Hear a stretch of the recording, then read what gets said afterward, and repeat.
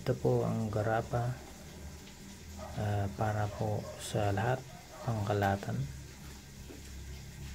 Ito po ay ginagamit ng mga biyasa sa tawag sa pangontra at kumbate sa mga masamang espiritu, sa mga aswang.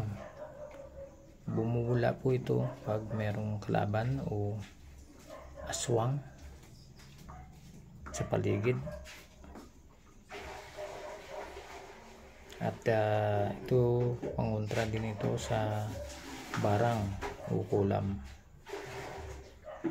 Ito po ay pampaswerte din, pangtaboy malas.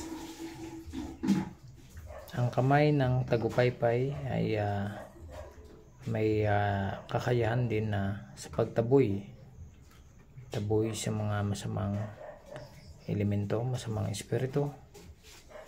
At pwede din itong gamitin sa pampaswerte, pamaypay sa mga swerte, pangtaboy sa malas.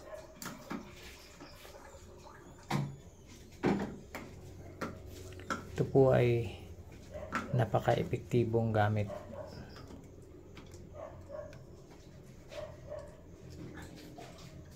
Ito po ay may mga, kung napansin niyo po, may balahibo. Balahibo po ito ng upakpak ng balintis sayaw. Ito yung balintis sayaw, may mga bertod po ang kanyang pakpak. Ayan, nagpapakita, nagihudyat. May bertod ang kanyang pakpak. Dahil ang pakpak ng balintis sayaw, yan po ay kayang abutin kahit anumang swerte, kaya niya pong abutin dahil sa kanyang pakpak. Kahit anong taas kanyang aabutin.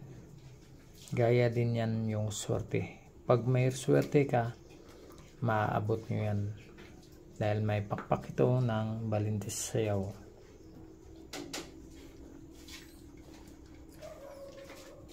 At kontra ito sa barang o kulaman. Ayan mga kabartudis, kontra din ito sa usog, sa lason. Pag kayo po ay nalason, ito po ipatak sa maligamgam na tubig at saka ito ay iinumin.